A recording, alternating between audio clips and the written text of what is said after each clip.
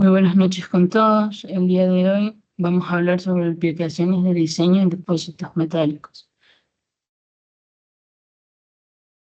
Como introducción tenemos que los depósitos metálicos, entendidos como concentraciones naturales de minerales con contenido metálico explotable, pueden formarse por diversos procesos geológicos, como la cristalización magmática, la circulación de soluciones hidrotermales, la sedimentación o el metamorfismo. Cada uno de estos orígenes implica características físicas, estructurales y hidrogeológicas distintas, las cuales influyen directamente en la planificación y diseño de la mina.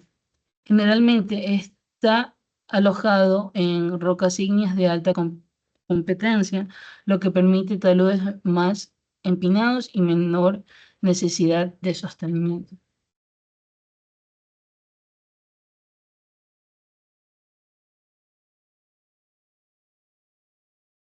Bueno, continuamos con la geología del yacimiento y diseño.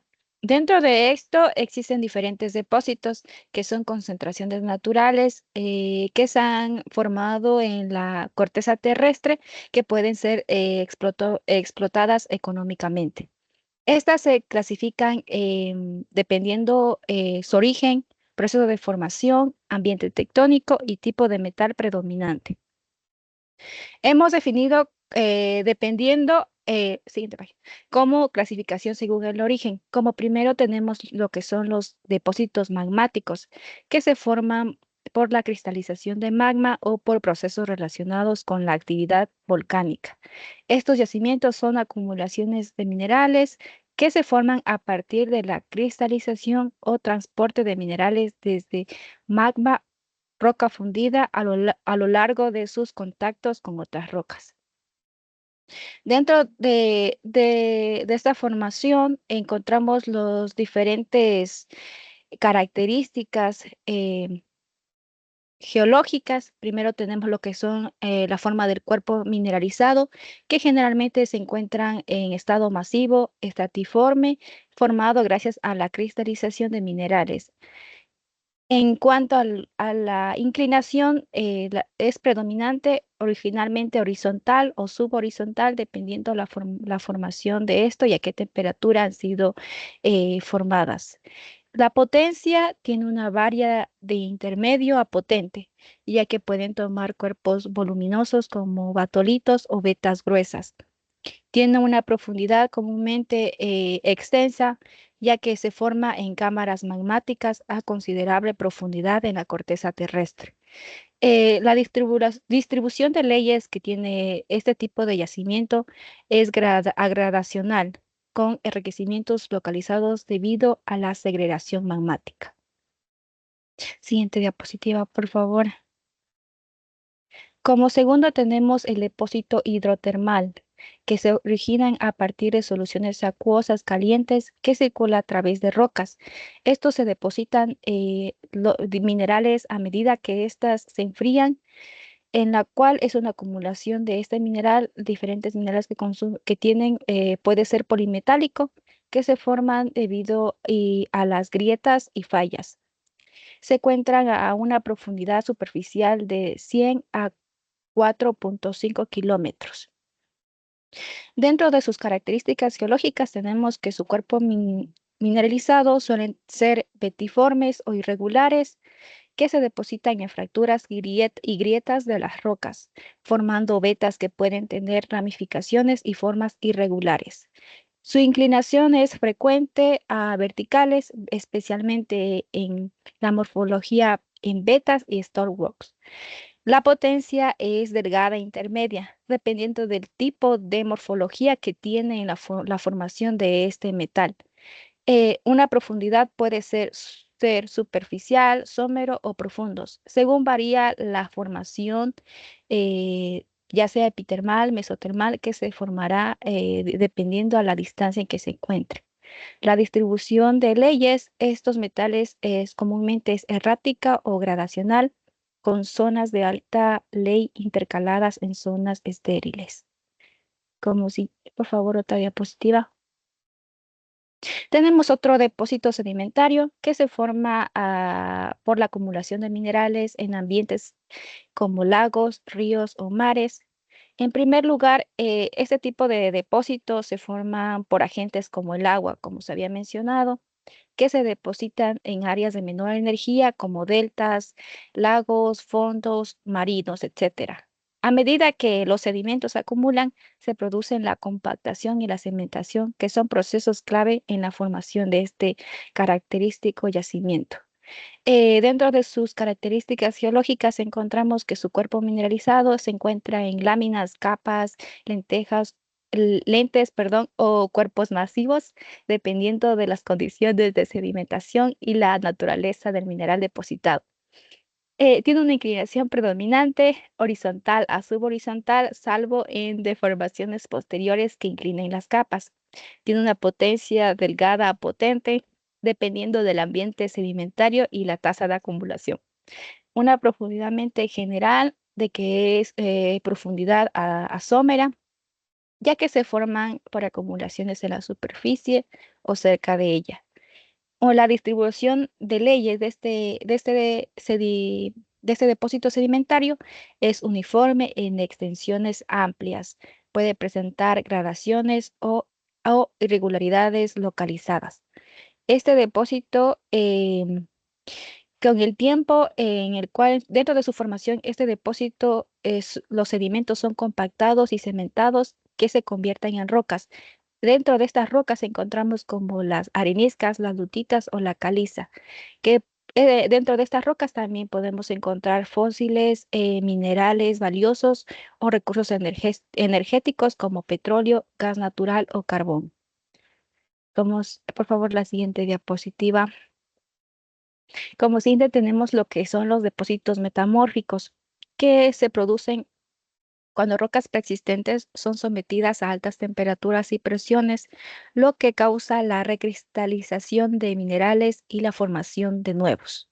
Durante este proceso de formación, las rocas preexisten e experimentan un proceso de recristalización y nuevos minerales pueden crecer en respuesta a los cambios en su entorno. Incluyendo también los metales que son preciosos y básicos, pueden presentarse en diferentes tipos de roca. Dentro de este tipo de depósito encontramos como esquistos, sneiss y mármoles, entre otros. La exploración que se hace en este tipo de yacimiento metamórfico puede implicar varias técnicas como el mapeo geológico, los estudios geofísicos y los análisis geoquímicos.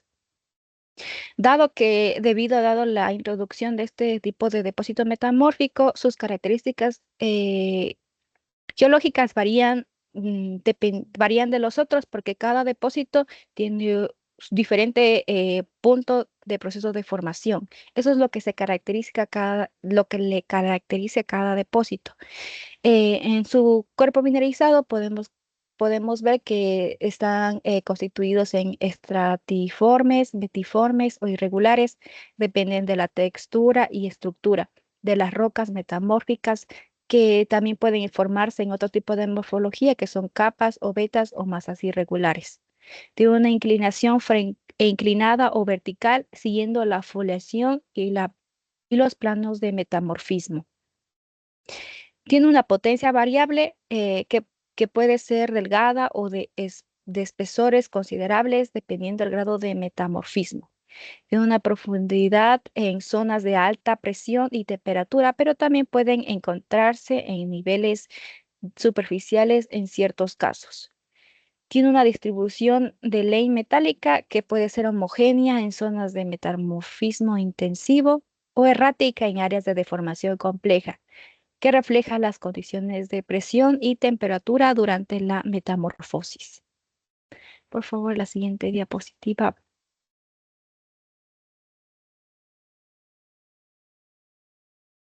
Bueno, ahorita vemos las características geotécnicas.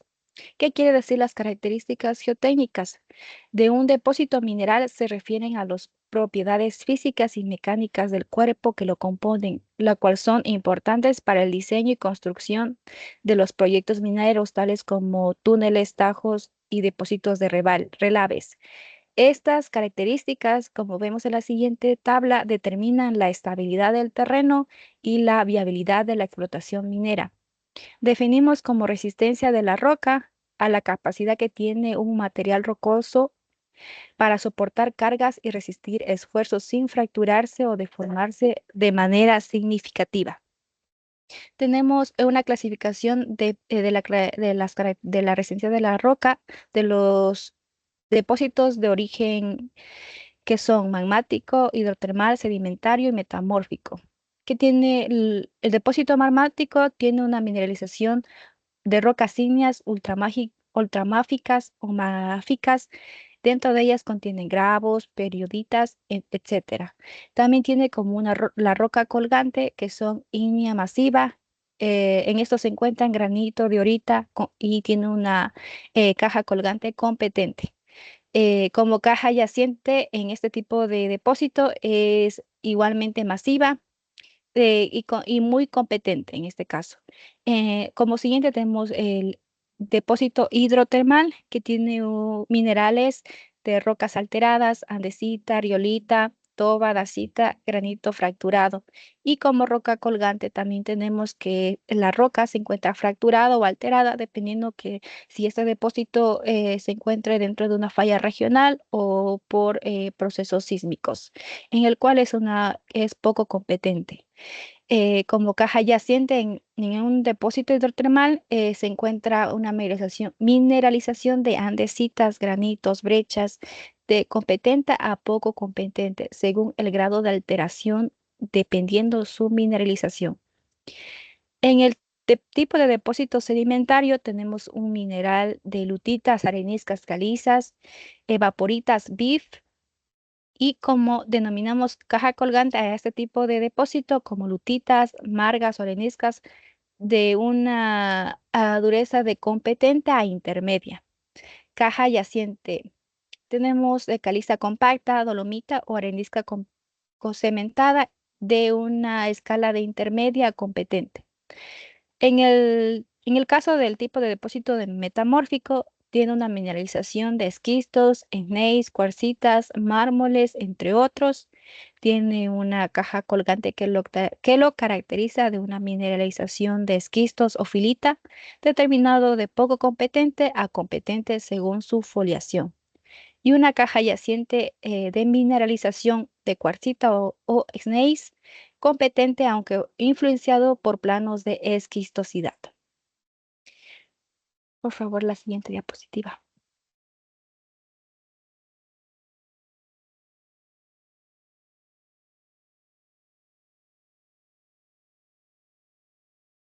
Como primero también tenemos lo que son las características geotécnicas.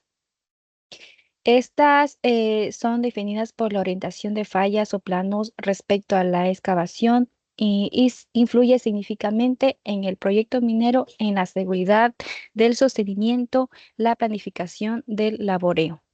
Las estructuras geológicas se refiere a las distintas formaciones que encontramos dentro del yacimiento, dependiendo la característica de su mineral. El tipo de depósito tenemos de manera clasificada, como podemos ver en la siguiente tabla. Tenemos primeramente el tipo de depósito que es magmático, tiene estructuras geológicas comunes y la característica de impacto en la estabilidad del macizo rocoso y de igualmente las otras. Primero vamos a ver lo que son los tipos de depósito magmático. La estructura geológica común del tipo de depósito de magmático generalmente es masiva y poco fracturada. Tiene diaclasas cerradas o antiguas. Fallas menores pueden estar presentes en bordes de intrusivos y tienen como impacto en la estabilidad del macizo rocoso una alta estabilidad general, riesgo bajo de inestabilidad. Si existen fracturas, puede actuar como planos de debilidad locales. En este caso, el depósito hidrotermal tiene una estructura abundante de fracturas betas y aclasas abiertas y una presencia de fallas regionales y secundarias que puede verse afectado y puede requerir lo que son en la seguridad y pueden ocasionar problemas. Al no proponer soluciones que puedan solventar de manera eficiente el proyecto. Y también puede haber zonas de brechamiento. Como siguiente, tiene una alta fracturación y que reduce la resistencia. Tiene un riesgo de colapso o caída de bloques en excavaciones y necesita sostenimiento y monitoreo continuo. En el tipo de depósito de sedimentario, tiene una estructura geológica común de estratificación bien marcada, unos plegamientos suaves o medios, fallas locales y de clases verticales o inclinadas. Un impacto que da la estabilidad del macizo rocoso dentro de su yacimiento es el riesgo de deslizamientos por planos de estratificación. También estratos incompetentes que pueden actuar como zonas de falla, causando la inestabilidad de las estructuras del depósito y que son paralelas frente a la zona de excavación. Como siguiente tenemos el depósito metamórfico. Su estructura geológica común presenta una foliación de esquistosidad y de clasas, un plegamiento intenso y a veces isoclinales. Tiene una presencia de fallas reactivas comunes. Y dentro de su impacto, la estabilidad del macizo rocoso depende de la orientación de la foliación respecto al laboreo minero, riesgo del deslizamiento a lo largo de planos metamórficos, un plegamiento que puede formar estructuras inestables como núcleos de anticlinales. Como siguiente, la otra diapositiva, por favor.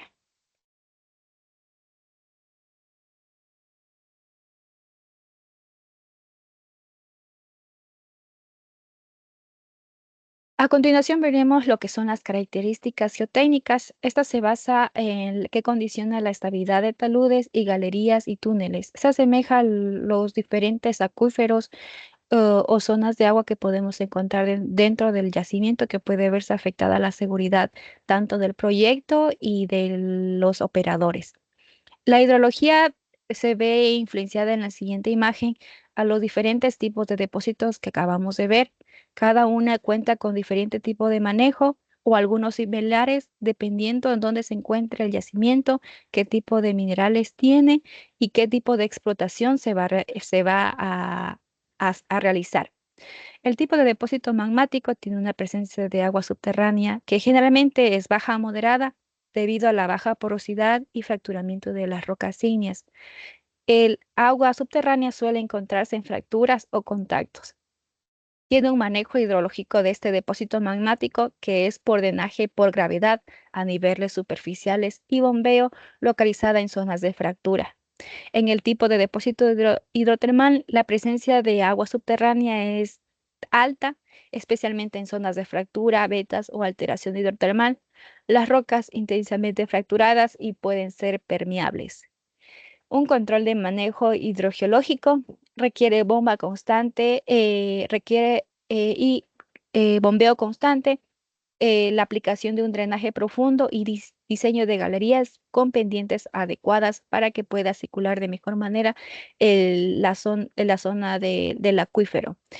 En el tipo de depósito sedimentario tiene una alta presencia igualmente de aguas subterráneas, sobre todo, pero en rocas porosas, como areniscas o, o con disolución carascástica. Pueda existir acuíferos interstratificados y su manejo hidrogeológico que se implementan sistemas de drenaje y horizontales y verticales, tuberías de alivio y control de presión de poros. Dentro del depósito metamórfico tiene una presencia de agua es baja o moderada, localizada en fracturas o planos de foliación y una baja permeabilidad del macizo rocoso. El manejo hidrogeológico es direccional en planos de esquistosidad o fracturas. Tiene un uso de sistemas de bombeo selectivo.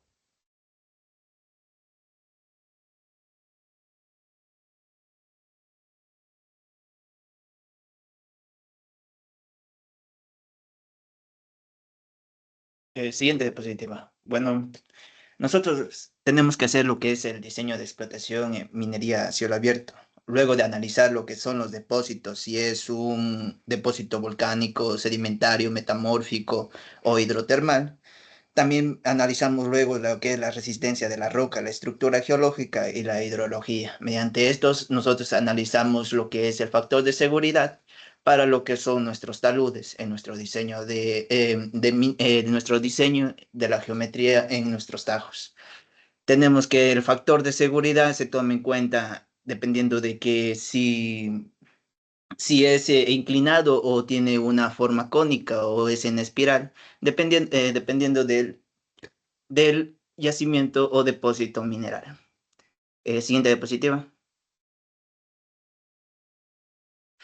Tenemos lo que son las rampas y accesos. Tenemos que tener en cuenta que esto permite que la maquinaria pesada vaya de un nivel a otro.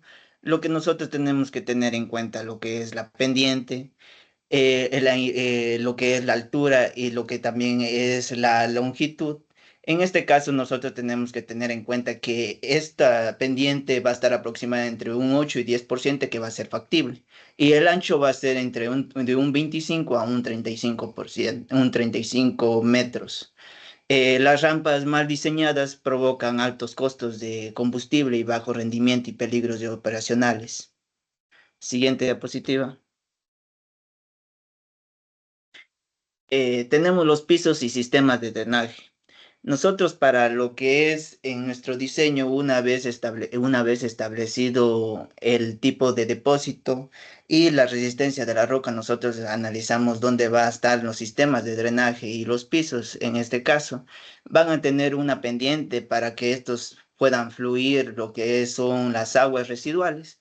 Estas también pueden estar incluidas en el pad, que es donde se apilan la acumulación de materiales, en donde nosotros hacemos mediante lixiviación. Siguiente diapositiva. Tenemos los diseños operacionales. ¿Cómo nosotros vamos a hacer los diseños operacionales? Nosotros vamos a hacer mediante fases. Dependiendo, una fase sería de un nivel a otro, que nosotros vamos a ir tomando la distancia de cada talud, cómo va a ser las perforaciones, cómo va a ser las voladuras, cómo van a estar distanciados nuestros burdens y el espaciamiento que va a tener cada uno de estos. Para ello nosotros tenemos que tener en cuenta la perforación y la voladura. En este caso tiene que ser eficiente para reducir costos de cargo y chancado. Para la perforación y la voladura nosotros tenemos un análisis que va a ser el cargado del explosivo sobre el volumen de la roca que nosotros vamos a dimensionar en nuestra área de explotación. Siguiente. Parámetros del diseño de la voladura, como ya especificamos, tenemos que tener en cuenta el burden, que es la distancia entre el barreno y la cara libre. Nosotros para encontrar el burden, nosotros tenemos que tener un coeficiente que depende del tipo de roca y el diámetro del burden. Y también lo que nosotros en este caso también analizamos lo que es el espaciamiento que va a estar relacionado con el número de fracturas y también lo que es el borde en general. La constante que nosotros tenemos que tener en cuenta es en rocas duras de 25 a 30 y las rocas blandas de 35 a 40. Siguiente. En los equipos de Kerio tenemos que tener en cuenta la productividad, cuánto va a ser rentable nuestra producción, cuántas maquinarias nosotros vamos a ocupar, el tiempo o la velocidad que éste tenga en sus tiempos de ida, tiempos de descargas, tiempos de vueltas y tiempos de espera. Nosotros tenemos el análisis mediante el eficiente de la pala camión que reduce los tiempos de muertos y los sistemas de acarreo que vamos a hacer la optimización que va a ser directo desde el cargo, del cargado del material, ida y la descarga a los lugares donde se van a ubicar el material. Y luego va a ser retornado para luego seguir siguiendo esos mismos procesos. Siguiente. En los sistemas de transporte tenemos que tener en cuenta cómo va a ser transportado el material. Depende esto de la distancia. en donde están ubicados en nuestra mina y nuestras zonas en donde van a estar ubicados nuestro producto o el material que va a ser, extraído. En esto tenemos que tener en cuenta que en camiones va a ser más flexible, tenemos que tener en cuenta las distancias, que sea más, que tenga menor consumo y mayor mantenimiento. En este caso, si hay mayores distancias, el mantenimiento va a ser mayor y el consumo también va a incrementar. Entonces, lo que nosotros hacemos es intentar reducir los costos de los consumos y los tiempos. A veces también existen lo que son tiempos muertos. En lo que son las fajas y transportes, nosotros medimos mediante la velocidad, el área de la sección de la faja y la densidad del material. Esto es mucho más rentable que el transporte por camiones, pero vamos a depender de qué dimensiones o qué distancias está ubicada de nuestros puntos, de la planta de producción hasta nuestro punto de minado. Las tecnologías en la minería moderna últimamente se han utilizado nuevas tecnologías como es el GPS, maquinaria que nos ayuda a los procesamientos mejor detallados en la perforación, el cargo y el acarreo, reduciendo los tiempos muertos, reduciendo los tiempos y consumos de combustibles. También tenemos la apreciación de lo que son los drones para el modelamiento de los planos territoriales del lugar o la zona de nuestro diseño para que sea mucho más factible y tenga una mayor rentabilidad a mayor plazo. El control también tenemos que tener en cuenta lo que son los sensores de estabilidad que se utilizan monitoreados en tiempo real con alarmas automáticas, softwares también que se utilizan especializados en el diseño de planificación y optimización económica del PIT final. Lo que a veces también utilizamos últimamente hoy en día es el uso de las IAs, que son una herramienta muy esencial para los diseños de explotación minera.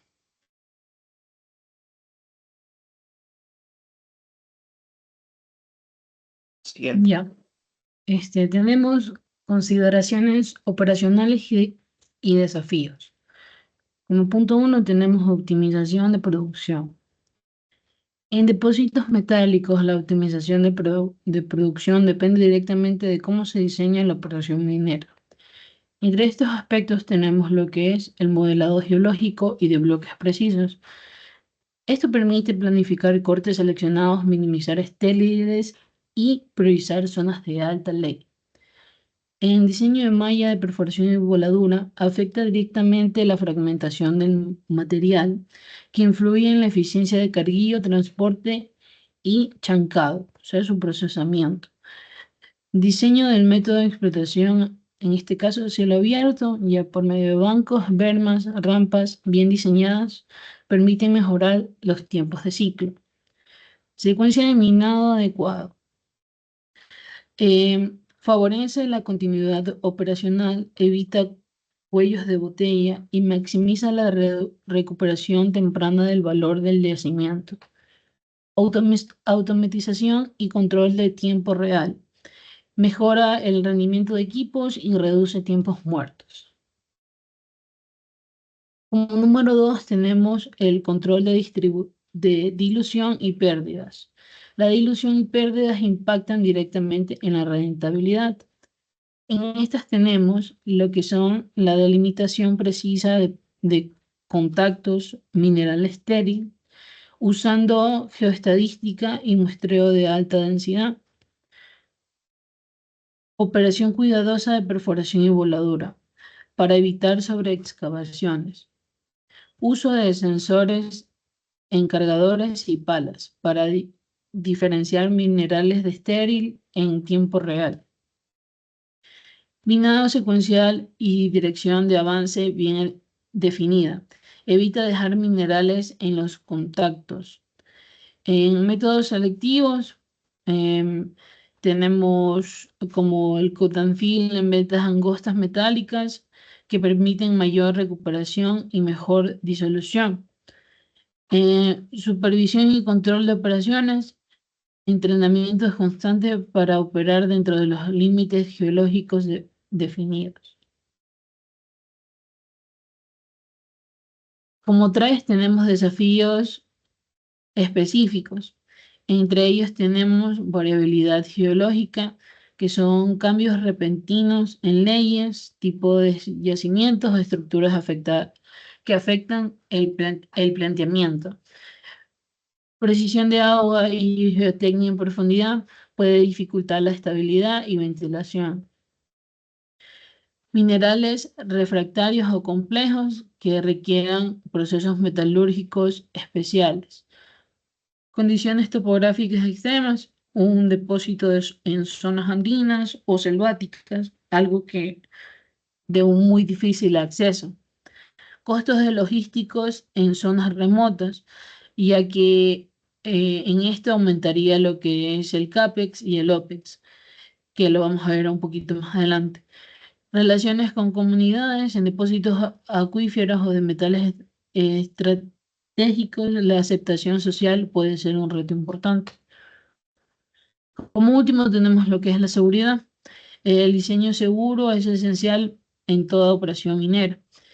Tenemos como punto 1, como primer punto, estabilidad de taludes. En cielo abierto vemos que un análisis geotécnico para definir ángulos seguros es importante, así como el drenaje y control de filtraciones, monitoreo en tiempos reales, ya sea con radares, piezómetros, tener una buena comunicación directa al personal.